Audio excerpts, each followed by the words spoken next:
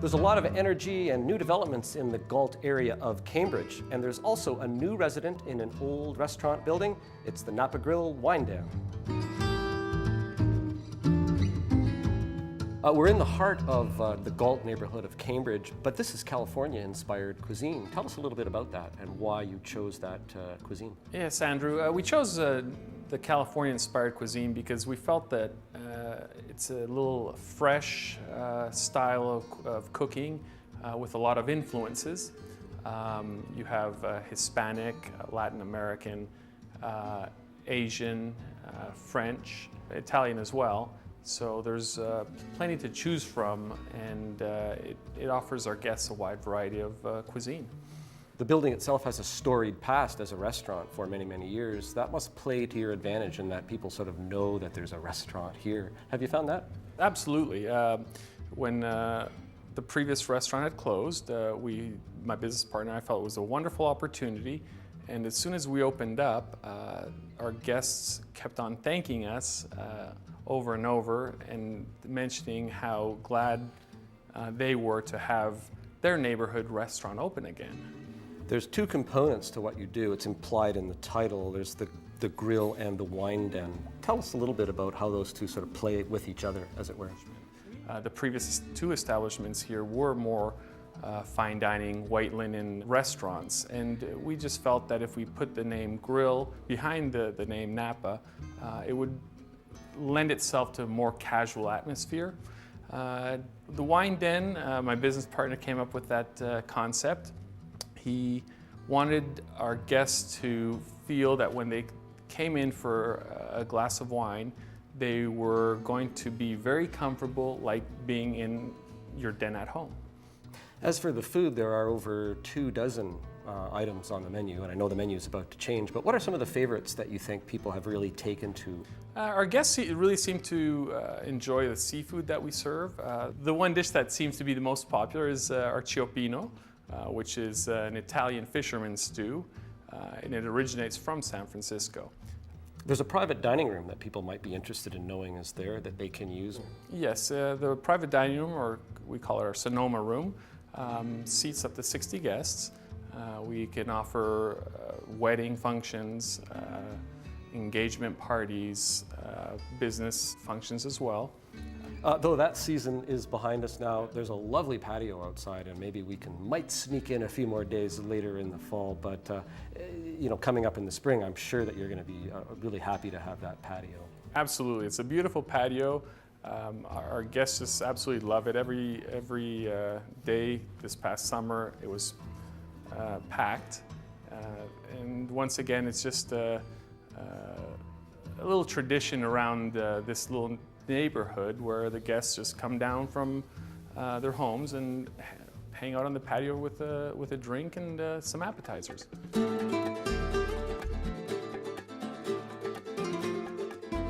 I'm always happy to find risotto on a menu, and Josh Boros is here. He's the chef at the Napa Grill.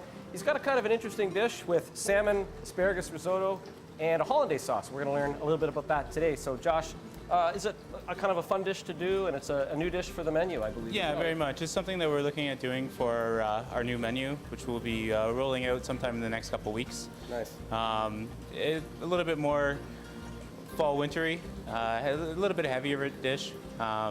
So updating our menu for the new season.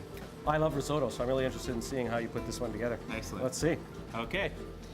So we start off first. We have a cast iron skillet here. I'm going to heat that up with a little bit of butter and a little bit of canola oil. Allow that to get hot. The butter obviously for flavor, and then the canola oil brings the smoke point up so that I can cook at a higher temperature with it. Now we have our Atlantic salmon fillet here. And I'm just adding a little bit of kosher salt and some white pepper to season. And we'll do the same on the other side as well. So now my pan's hot. The butter is melted. I'm going to add the salmon to the pan, and I'm going to do this presentation side down, which would be the top side. Back on top of the heat, and we're going to let that sit and get a nice crust on the outside. In the meantime, we can start our risotto. Now, risotto is a long process. Do you pre-cook it? It takes about half an hour to make a risotto from start to finish. So what we do is we'll cook it to about 80% done, and then lay it out flat on a sheet pan and cool it down. It's called par cooking. Now we have some garlic and shallots. I'm going to add that to the pan, and I can start to sweat this down. I imagine you don't want color there. You just No. want to get it nice and tender. That's correct. So I'm going to add my white wine, and that's a process called deglazing. And in the meantime, my salmon is ready to turn, and we got a nice crust on there. We're going to put her in the oven to finish her up. Now my white wine has started to reduce, so I'm going to add my par-cooked risotto and some chicken stock.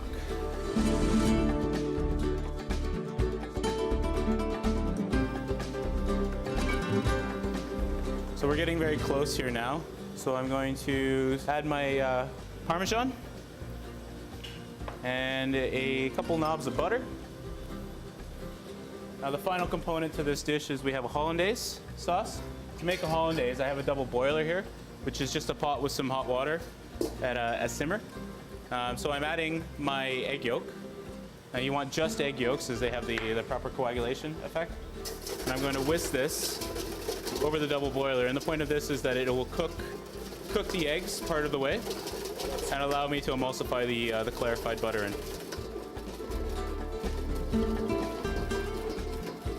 And we're going to finish it with a little bit of cilantro, some diced jalapenos, some lime juice, and a little bit of white wine as well for some acid. And we're going to stir that to combine.